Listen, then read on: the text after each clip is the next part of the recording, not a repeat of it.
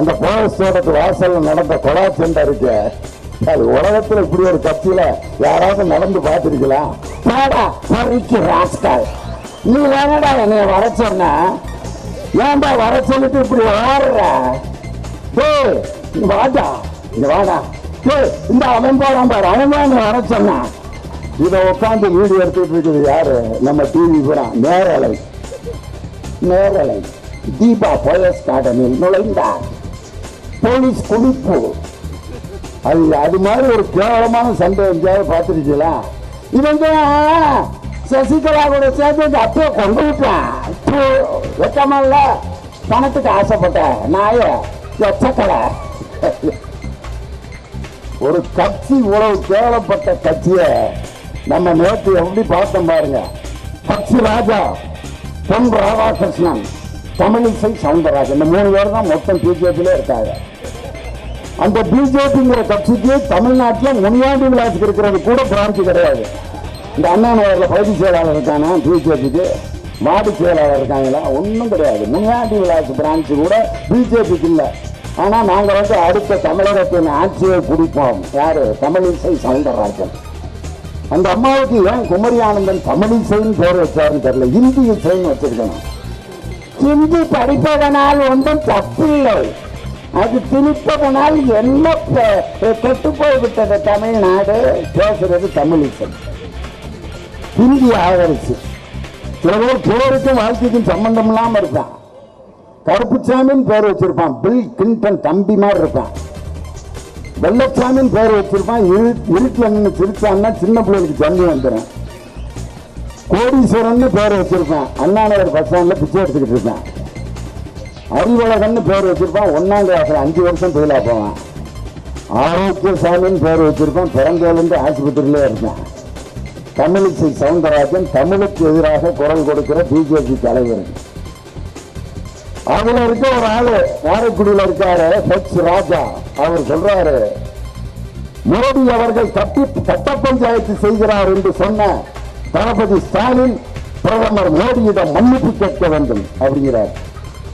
யார் யார்கிட்ட? எங்க தளபதியை அன்னைக்கு அறிக்கை கொடுத்தார். தவறு செய்திருந்தால் மன்னிப்பு கேட்க தயங்காதவன் நான், அப்படிப்பட்ட அரசியல் நாகரிகமற்றவன் அல்ல.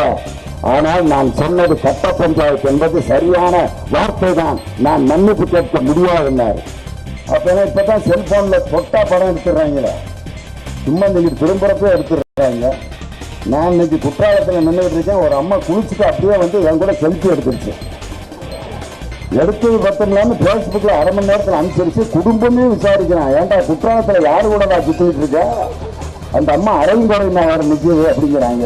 நான் என்னமோ நினைக்க எடுத்துக்கிட்டு 1/2 மணி நேரத்தில் என் மானம் உலகம் பூரா தப்பலை போச்சு. ஒரு கல்யாண வீட்டில் 5 பேர் உட்காந்து தண்ணி ஓட்டுக்கிட்டு இருக்கான். ஒருத்தன் பழக்கம் இல்லாத அந்த கூட்டத்தில் உட்காந்துருக்கான். இந்த 5 பேர் அவனை சும்மா விடுவான்னு நினைக்கிறீங்க? அவனை கூப்பிட்டு, மாப்பிள்ள கொஞ்சம், அவன் பவன்ட்ட குடிச்சுக்கிட்டு இருக்கான். வயடா இதெல்லாம் பொம்பளை குடிக்கிறது மாப்பிள்ள, கொஞ்சம் அடி மாப்பிள்ள, வேணாண்டா எனக்கு சேவாகிறா பண்ண மாட்டியா அப்படின்ட்டு ஊற்றி வாய்க்குள்ள ஊற்றி விட்டான்.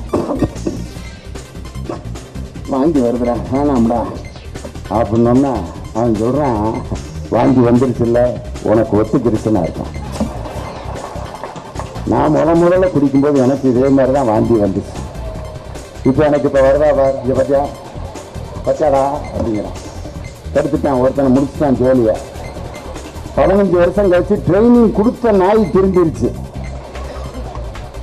எங்க அண்ணன் ராமலிங்க அண்ணனை பார்த்து திமுக இளைஞரணியில் சேர்ந்து பக்குவப்பட்டான். யாரு? ட்ரைனிங் கொடுத்தவன். இந்த கிளாஸ் அட்டன் பண்ணான் பார்த்தீங்களா, அது அன்றாவரோட சாக்கடையில் கிடக்குது. ஜெயலலிதா அவர்கள் சிறையில் அடைக்கப்பட்ட போது ரோசையா பதவி பிரமாணம் செஞ்சு வைக்கிறார். அப்ப பதவி பிரமாணம், முதல் பதவி பிரமாணம் ஓ பன்னீர்செல்வத்துக்கு. ஓ பன்னீர்செல்வமா? ஐயோ நான்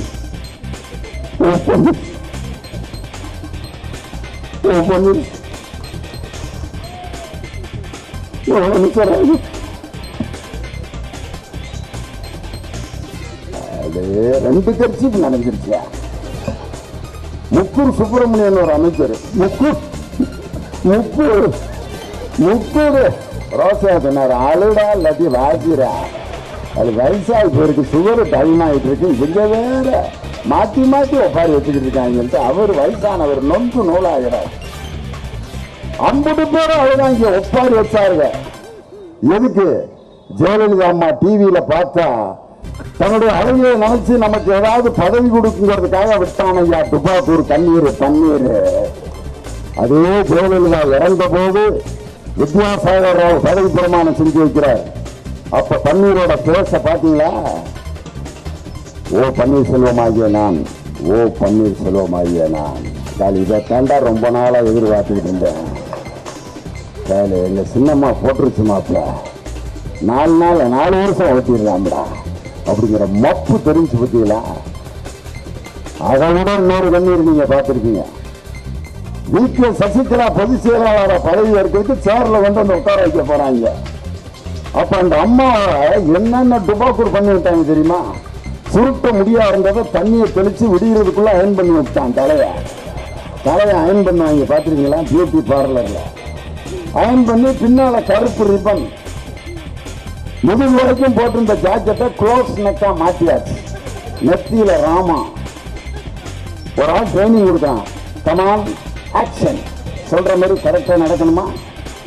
கும்பிடு போடுங்க, சிரிங்க, கையாட்டுங்க, பால் தண்ணியில போய் ஆட்டி விடுங்க, சேர்ல உட்கார்றதுக்கு முன்னாடி 2 சொட்டு கண்ணீர் விடுங்க, கரிசிப்பை கொடுப்பாங்க, தொடங்க. அந்த அம்மாவை நினைச்சு அழுதுட்டு சேர்ல உட்காருக்கப்பா அப்படின்னு ட்ரைனிங் கொடுத்துட்டான்.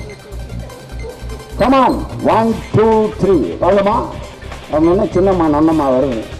வந்து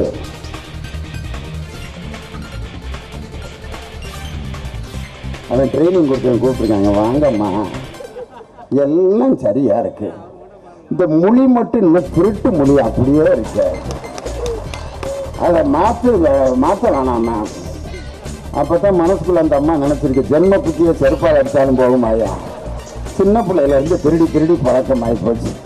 இந்த மொழியை வந்து கடவுளா போய் நான் வாங்க முடியும் அப்படின்ட்டு அழுதுட்டு அழுகலான்ட்டு வந்து பக்கத்துல சேர்கிட்ட வந்தோன்னா அழுதுகிறத மறந்துருச்சு. உடனே இப்ப வந்திருக்காரு பாருங்க, ரிலீஸ் ஆகி டிடிவி தினகரன் பின்னால நின்று கரிசி பருத்து கொடுக்குறாரு. சின்னம்மா சின்னாயி ஆளு சொன்னதை மறந்துட்டியா அப்படின்னு தொடையில கட்டி கரிசிப்பை கொடுக்குறாரு. உடனே வாங்கி அட உலக துபாக்கூறுகளா, எவ்வளவு நாளைக்குதான் இந்த நாடகத்தை நடத்திக்கிட்டு இருப்பீங்க? எடப்பாடி பழனிசாமி சொல்றாரு திமுக மைனாரிட்டி ஆட்சி செய்ததுன்னு. வெக்கமா இல்ல? ஏன்னா மைனாரிட்டி ஆட்சி செய்த திமுக உங்களுடைய சட்டமன்ற உறுப்பினர்களை கூவத்தூர்ல விட்டு வேட்டியை விட்டு போட்டு ஆராய்ச்சிட்டாரா? 122 உறுப்பினர்களை கூவத்தூர்ல போய் அடைச்சி வச்சு அல்லமாட்டா இல்லம்மா ஐசால கடிமா அல்லமான எம்எல்ஏ கூட ஆடிக்கிட்டு இருக்காங்க. சைட்ல இடையில சேலை பாவடை எல்லாம் தெரியுது. அவங்க சம்சாரம்லாம் பார்த்துட்டு ஐயோ குடும்பமே போட்டு போல இருக்கு இப்படி ஆடிக்கிட்டு திட்டுறாங்களே. அந்த நேரம் பார்த்துதான் யாரு ஓ பன்னீர்செல்வம் கல்லறையில தியானம், கேமரா, கிரீன்வேஸ் சாலை, மெரினா கடற்கரை, கவர்னர் மாளிகை, கூவத்தூர் விடுதி, டிவியை நாளால வைத்துட்டான். கிரீன்வேஸ் சாலை, மெரினா கடற்கரை, கூவத்தூர் விடுதி, கவர்னர் மாளிகை, 4 பக்கமா ஆளுக போயிட்டு வந்துகிட்டே இருக்கான். நம்பாலு எவரா பாக்குறது? கூவத்தூர் விடுதிக்கு திடீரென்று சசிகலா வருகை. ஒருத்தன் வாசிக்கிறான். கூவத்தூர் விடுதிக்கு இப்பொழுது சசிகலா அவர்கள் வந்து கொண்டிருக்கிறார்கள். இரவு முழுவதும் 122 உறுப்பினர்களுடன் அவர் தங்குவார் என்று சொல்லப்பட்டது. எதுக்கு சிரிக்கிறீங்கன்னு எனக்கு புரியல. அந்த செய்தியாளர் சொன்னால்தான் நான் சொன்னேன். 122 பேரா நினைச்சு நீங்க சிரிக்கப்படாது. அதுக்கப்புறம் இன்னொரு வாக்கியம் சொன்னாரு, இரவு முழுவதும் ஒவ்வொருவரையும் அவர் தனித்தனியாக சந்திப்பார் என்று சொல்லப்பட்டது. இப்ப சந்திப்பு நடந்துகிட்டு இருக்கப்பதான் வச்சான் உச்ச நீதிமன்றத்தில் இருந்து ஆப்பு ஓடு 100 கோடி ரூபாய் அபராதம், 4 ஆண்டு சிறை தண்டனை. கோவத்தில் வந்து அந்த அம்மாவோட கல்லறையை 3 குத்து குத்துச்சு பாருங்க, கும்மாங்குத்து. செத்த பிறகு அடி வாங்கின ஒரு முதலமைச்சர் ஜெயலலிதாவை தவிர வேற யாரு இருக்க முடியாது. 1 2 3 கட்சியாது. இதுக்கு பேரு கட்சியா? இன்னைக்கு எடப்பாடி பழனிசாமியை கேட்கிறேன், உங்களுடைய கட்சி தலைவர் யார்? பதில் சொல்லியா? உன்னுடைய கட்சியின் தலைவர் யார்? சசிகலான்னு சொல்ல முடியுமா? முடியாது. காரணம் என்னன்னா சசிகலாவோட போட்டோ எங்க மாட்டினாலும் ஏதாவது போஸ்ட் அடிச்சு ஓட்டினா 5 வயசு பையன் கண்ணு ரெண்டையும் நோண்டி விட்டுறேன். அவனை நான் கேட்டேன், இந்த அம்மா உனக்கு என்னடா கெடுதல் பண்ணுச்சு, ஏன்டா கண்ணை நோண்டுறேன்னு கேட்டா, இந்த அம்மா தாங்க ஜெயலலிதா விஷம் வச்சு பண்ணுச்சான் அப்படிங்கிறான். யாரு? 5 வயசு பையன். அவனுக்கு யாரா சொல்லி கொடுத்தா? இன்னொருத்தர் சாணி எடுத்து செத்துன்னு அடிக்கிறான் மூஞ்சியில.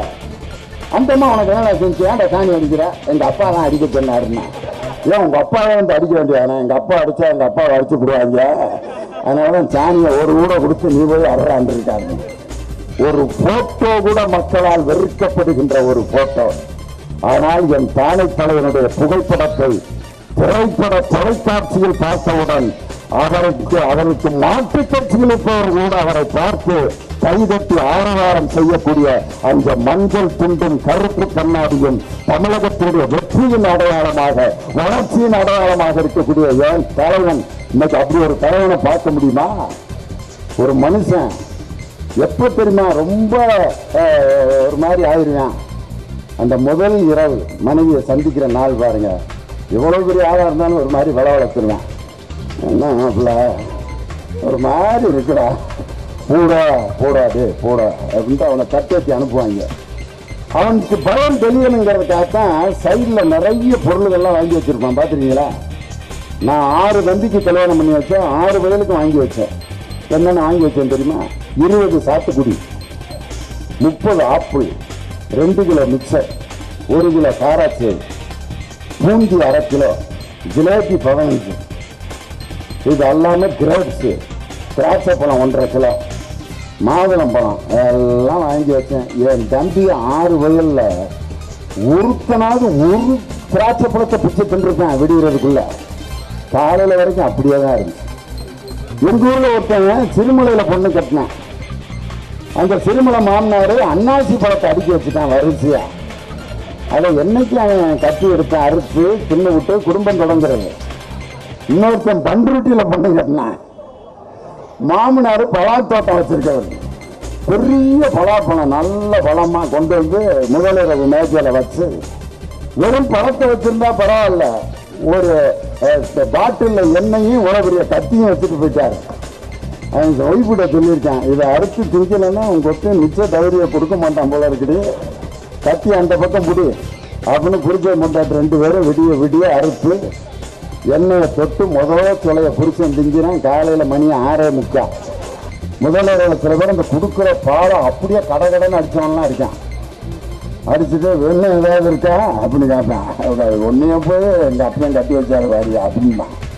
இன்னும் சில பேர் முதலிரவுல கூட இப்படிதான் உட்காந்துருக்கான். மனைவி வந்து ஏவா அப்படி இருக்கா, அதுக்கு என்ன சொல்ற அப்படின்னு இருக்கான். ஐயா என்ன போய் சொல்றவா, இவன் கூட எப்படா வாழ்றதுன்ட்டு அந்த அம்மா அழுதுருச்சு. முதலிரவு என்பது ஒரு மனிதனுக்கு மிகப்பெரிய ஒரு வரலாற்று திருப்பு முனை. அந்த நேரத்தில் கூட தமிழகத்தை பற்றி சிந்தித்தவர் நம் தானைத் தலைவர் டாக்டர் கலைஞருடைய வசனம். அதே மாதிரி ரஜினிகாந்த் அரசியலுக்கு வர்றாருன்னு அடிச்சு விட்டாங்க. அவர் வேற இல்லையே வந்துட்டு போட்டான். நான் ஒன்னும் அதை பற்றி கருத்து சொல்லவே விரும்பலை. அதுக்கும் தலைவர் புதுமை புத்தகம் எழுதியிருக்காரு வசனம். சூரியனை விட நட்சத்திரங்கள் வெகு தொலைவில் இருக்கிறதாம். சூரியனை விட நட்சத்திரங்கள் வெகு தொலைவில் இருக்கிறதாம். சூரியனை விட நட்சத்திரங்கள் உருவத்தில் பெரியதாம். ஆனால் தாமரை நட்சத்திரங்களால் மலரப்போவதில்லை. தாமரை மலர்ந்தால் அது சூரியனால் தான் மலரும். எப்ப? புதுமை புத்தகம் எழுதியிருக்கார். நட்சத்திரத்தால தாமரை மலராது. புதுமை புத்தகம்ல என்ன தீர்க்க தரிசனமான வசனங்கள் பாரு.